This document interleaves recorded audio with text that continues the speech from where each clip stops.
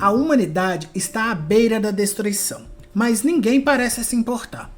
2 cientistas descobrem um cometa colossal em rota de colisão direta com a Terra, um impacto que promete extinguir a civilização como conhecemos. Desesperados, eles tentam alertar o mundo, mas enfrentam um muro de indiferença, negacionismo e interesses políticos que obscurecem a verdade. Enquanto líderes inescrupulosos manipulam os fatos, celebridades fúteis dominam o debate e a sociedade se entrega a distrações vazias e a catástrofe eminente se transforma em um espetáculo. A contagem regressiva avança. Quando todos finalmente olharem para cima, já será tarde demais. Don't Look Up, ou Não Olhem para Cima, é um filme americano de 2021 dos gêneros ficção científica e sátira política. O evento de impacto é uma alegoria às mudanças climáticas, mas pode ser aplicada a muitas outras coisas, como você verá nesse episódio. O filme é uma sátira da indiferença do governo e da mídia em relação à crise climática. À medida que o cometa chega, várias pessoas ao redor do mundo entram em desespero. Negação ou no conformismo? Como esperado, o cometa atinge a costa do Chile e aniquila o planeta inteiro, matando a todos. Mas como isso se atrela à tradução e à interpretação? Hoje, 17 de janeiro, fomos surpreendidos com 2 atuações, no mínimo, questionáveis. A primeira, uma atuação vergonhosa de uma pessoa que claramente não é profissional, junto a um dos descendentes de um escritor brasileiro aclamado, que, infelizmente por desconhecimento, e até mesmo falta de assessoramento, contratou uma pessoa que nem o alfabeto de Libras sabia. De pronto, o mesmo se retratou em suas redes sociais, prometendo regravar o vídeo como uma profissional, ou um profissional, com P maiúsculo, diga-se de passagem. A segunda atuação encontramos em um filme no canal Lisan Santos, intitulado Baixa dos Quelés, que foi financiado pela Lei Paulo Gustavo, e possui uma tradução de baixíssima qualidade. De um lado, os profissionais intérpretes dizendo, gente, como isso pode acontecer? Comportamento semelhante ao dos cientistas no filme. Do outro, não profissionais continuam atuando e diariamente ocupam o vácuo de regulação da prática profissional do tradutor e intérprete. Eu sou o Arley dos Santos, mestre e doutor em estudos da tradução, e hoje fui surpreendido em precisar publicar um episódio de podcast por conta dos fatos que nos cercaram durante essa manhã. Então, no episódio de hoje, nós vamos falar sobre os negacionismos diários que nós, profissionais da tradução e da interpretação, em especial no Parlibras português, cometemos. Porque se tem uma coisa que eu posso falar hoje é que de tédio o intérprete não morre de verdade. Sejam todos bem-vindos.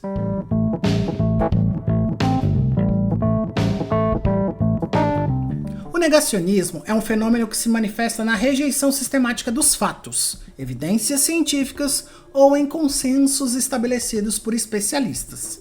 Frequentemente, tal fenômeno é motivado por crenças ideológicas, interesses econômicos ou simples resistência à mudança mesma. Ele se apresenta de diversas formas, desde discursos explícitos que desafiam verdades comprovadas, até o comportamento sutis, que aos poucos minam a credibilidade do conhecimento técnico e da pesquisa. Em casos mais evidentes, o negacionismo assume a forma de teorias conspiratórias, manipulação de informações ou recusa aberta em aceitar dados científicos. No entanto, há formas mais discretas e insidiosas, como a desvalorização de especialistas, a adoção seletiva de informações que confirmam crenças prévias e a criação de falsas equivalências entre o conhecimento validado e opiniões sem qualquer embasamento. Comentários como "a ciência erra o tempo todo" ou "sempre haverá outra versão dos fatos" podem primeiramente parecer inofensivos, mas criam um ambiente de desconfiança generalizada, tornando qualquer tentativa de esclarecimento um campo minado de disputas emocionais e políticas. No ambiente profissional, o negacionismo se manifesta quando há resistência a atualizações de práticas baseadas em novas descobertas ou metodologias. Em áreas técnicas, médicas e acadêmicas, essa negação pode comprometer não apenas a qualidade do trabalho, mas também a segurança e a eficácia dos processos. Profissionais que ignoram evidências por comodidade ou conveniência contribuem para a perpetuação de erros e desinformação, muitas vezes sustentando discursos ultrapassados que desacreditam avanços e retardam a evolução das práticas. O combate ao negacionismo exige mais do que uma simples apresentação de dados. É necessário trabalhar com a construção de um pensamento crítico, fomentar a confiança em fontes qualificadas e expor os mecanismos que sustentam as negações dos fatos. No meio profissional, isso implica em reforçar a importância da formação continuada, da ética, na divulgação do conhecimento e da responsabilidade em disseminar informações corretas. O ceticismo fundamentado faz parte do avanço do conhecimento, mas quando a recusa de evidência se torna uma barreira para o progresso, o que está em jogo não é apenas uma disputa de narrativa, mas o próprio futuro de uma sociedade informada e preparada para enfrentar os seus desafios. No filme, o cometa está prestes a colidir com a Terra. A descoberta, confirmada por cientistas, representa uma ameaça incontestável. Mas, ao invés de mobilizar esforços para evitar a catástrofe, a sociedade reage com indiferença, descrença e até mesmo escárnio. O negacionismo se espalha como um vírus, impulsionado por interesses políticos, desinformação e a tendência humana de rejeitar aquilo que causa desconforto. A narrativa expõe de maneira implacável como a alienação coletiva pode ser tão perigosa quanto a ameaça em si. Em meio à avalanche de distrações midiáticas, manipulação discursiva e negacionismo deliberado, a verdade se torna inconveniente e qualquer tentativa de enfrentamento é ridicularizada. A população prefere ignorar a realidade, a encarar suas implicações, num movimento de autossabotagem que culmina na inércia diante do inevitável.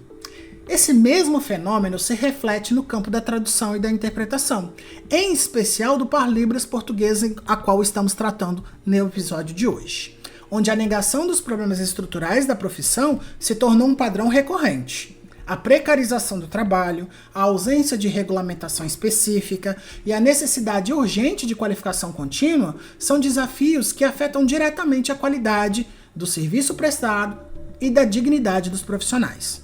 No entanto, muitos resistem a encarar essas questões de frente, preferindo acreditar que, de alguma forma, as dificuldades se resolverão sozinhas, ou, isso faz parte da natureza da nossa profissão. A ideia de que sempre foi assim, como discutiremos posteriormente no episódio 13, em que comentaremos sobre a Síndrome de Gabriela e a prática da tradução e da interpretação, funciona como um mecanismo de defesa contra a necessidade de mudança, uma racionalização que mantém o status quo intacto e impede qualquer avanço significativo. Essa negação se manifesta de maneira sutil e insidiosa. Quando profissionais se recusam a discutir salários justos, sob a justificativa de que o mais importante é atender a comunidade surda, acabam perpetuando a desvalorização da profissão. Quando acreditam que qualquer pessoa fluente em Libras pode atuar como intérprete sem a necessidade de formação específica, enfraquecem a luta pelo reconhecimento da profissão como um campo técnico e especializado. Quando ignoram os impactos da terceirização indiscriminada e da contratação sem critérios, contribuem, mesmo que involuntariamente, para a normalização de um modelo de trabalho instável e desprotegido. Assim como no filme, onde os alertas científicos são descartados como exagero ou paranoia, os alertas sobre a fragilidade do mercado de trabalho para tradutores e intérpretes de Libras muitas vezes são recebidos com ceticismo ou desdém pelos próprios profissionais. O medo da mudança, somado ao receio de confrontar verdades desconfortáveis, gera uma apatia coletiva, que impede ações concretas. Não é raro ver profissionais que, mesmo conscientes das dificuldades, preferem não se envolver em discussões sobre regulamentação ou condições de trabalho, temendo represálias ou simplesmente acreditando que nada pode ser feito. A fragmentação da categoria, a falta de união em torno de pautas comuns e a resistência à profissionalização plena no campo são reflexos diretos dessa postura negacionista. Assim como no filme, onde a população só olha para cima quando já é tarde demais, há o risco de que a categoria só desperte para a gravidade da situação quando as consequências se tornarem irreversíveis.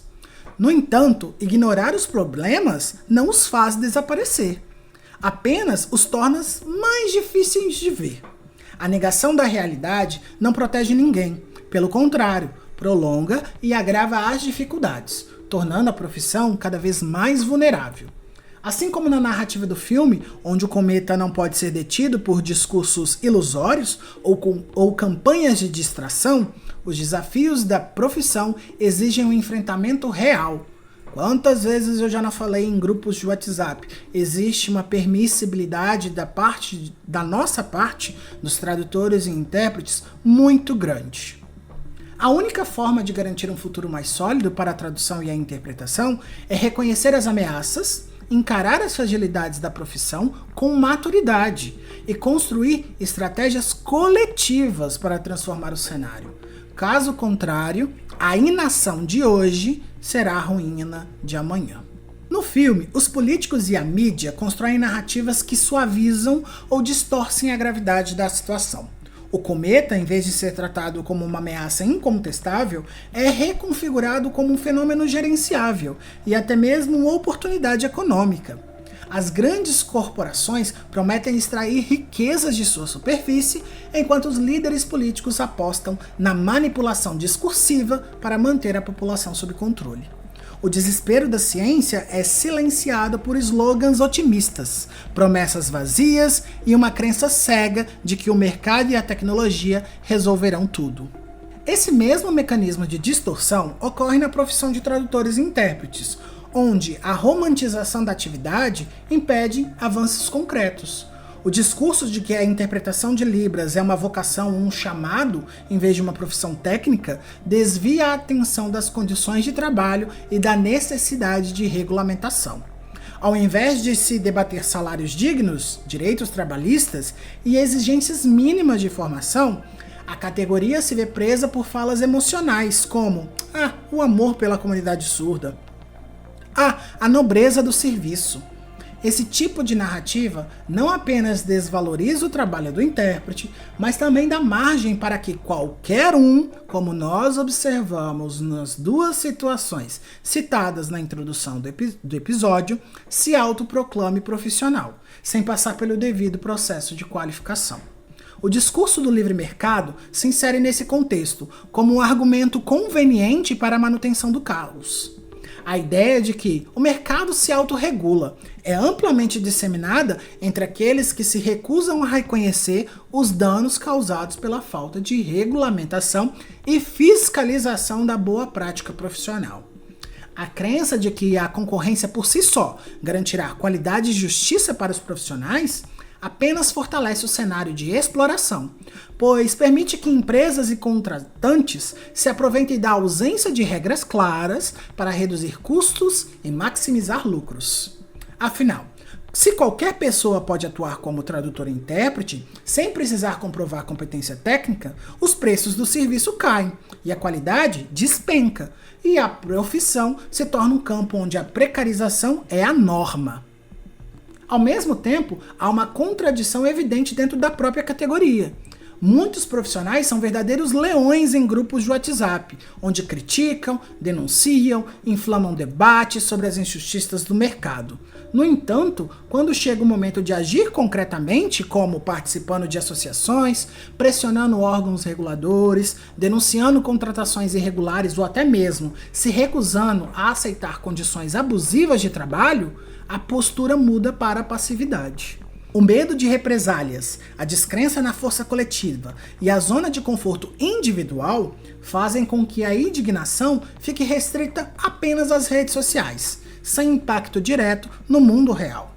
Assim como no filme, onde a população se distrai com entretenimento fútil enquanto o cometa se aproxima, Os intérpretes muitas vezes se perdem em debates acalorados que não geram ações efetivas, enquanto a precarização continua avançando.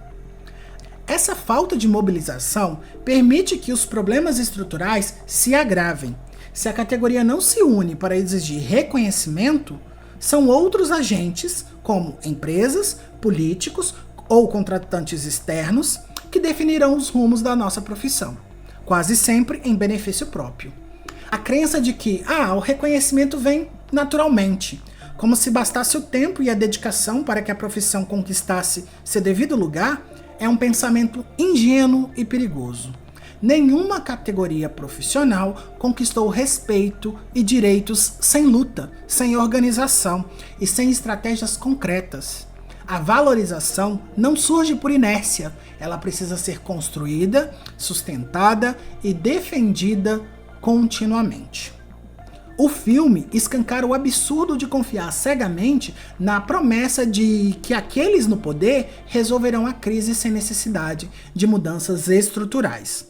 No fim, a humanidade paga o preço de sua própria passividade e de sua resistência em enxergar a realidade.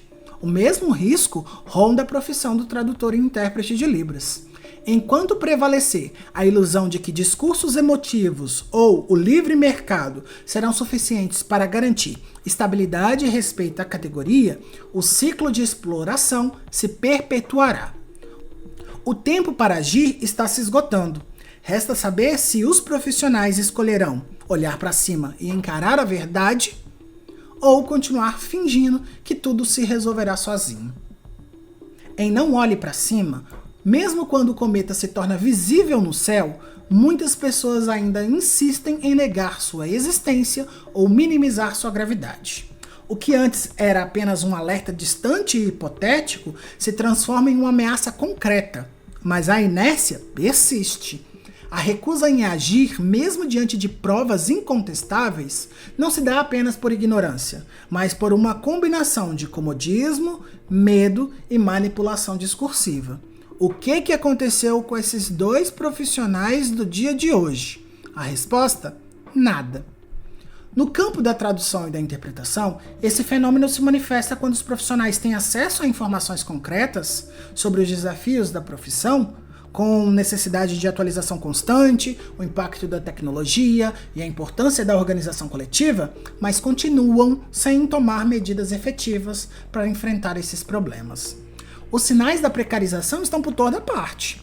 Empresas de intermediação que lucram explorando o trabalho dos intérpretes, a constante redução dos valores pagos pelos serviços, a substituição dos profissionais qualificados por tecnologias ineficazes e a ausência de regulamentações que garantam segurança e reconhecimento à categoria estão por toda parte. Ainda assim, a reação coletiva segue fragmentada, dispersa e, em muitos casos, meramente simbólica. Uma das formas mais evidentes dessa falta de ação real é a proliferação das chamadas notas de repúdio. Diante de uma situação de abuso ou de desvalorização da profissional, muitos profissionais e grupos organizados optam por publicar textos indignados nas redes sociais, denunciando a injustiça e exigindo respeito. No entanto, embora essas manifestações extremamente importantes para a conscientização, frequentemente não são acompanhadas de estratégias concretas para uma mudança real. O resultado? O ciclo se repete. O problema surge, a categoria se revolta virtualmente, uma nota de repúdio é publicada, mas nada muda de fato. O contratante que precariza as condições de trabalho não sofre nenhuma consequência. A empresa que desvaloriza o profissional continua operando e a profissão segue exposta a novas violações. Essa dinâmica se estende também a grupos de WhatsApp, que por muitas vezes se tornam espaços de desabafo e revolta, mas nunca de mobilização. Profissionais que criticam as condições da profissão nesses ambientes muitas vezes não estão dispostos a agir fora deles. Muitos são leões digitando mensagens indignadas, mas completamente inertes quando se trata de comparecer a reuniões, pressionar órgãos competentes ou construir soluções concretas para os problemas que tanto denunciam. Essa postura reativa, em vez de proativa, faz com que a categoria continue vulnerável, pois a indignação isolada não tem força para transformar as estruturas. Outro fator crítico é a baixa participação dos intérpretes nas associações de classe, assunto muito discutido nas redes sociais. Sindicatos e associações existem justamente para fortalecer a categoria, articular mudanças e lutar por direitos, mas muitos profissionais ignoram sua importância ou simplesmente não se envolvem. Alegam falta de tempo, desinteresse ou pior, desconfiança nas próprias instituições que poderiam representar seus próprios interesses. Essa falta de união permite que decisões sobre a profissão sejam tomadas por agentes externos, empresários, políticos, gestores, que nem sempre têm compromisso com a valorização dos intérpretes. Enquanto a categoria se mantém dispersa, quem lucra com a desorganização da mesma continua ditando as regras do jogo. Essa desmobilização também tem outro efeito colateral. Permite que péssimos profissionais continuem atuando sem qualquer tipo de controle ou responsabilização. Em um mercado que não se regula, qualquer um pode se apresentar como tradutor-intérprete, independente da sua competência técnica ou ética profissional. A ausência de fiscalização e critérios claros de atuação gera um ambiente onde clientes e instituições não conseguem diferenciar um profissional qualificado de um mero aventureiro. E, enquanto a categoria não se une para estabelecer padrões mínimos e barrar a atuação de pessoas despreparadas, a reputação do mercado segue fragilizada, afetando até mesmo os bons profissionais. No filme, quando finalmente a população olha para cima e vê o cometa se aproximando, não há mais nada a ser feito. O tempo para reagir já passou, e a oportunidade de mudar o curso dos acontecimentos foi desperdiçada pela inércia coletiva. O mesmo risco ronda a nossa profissão.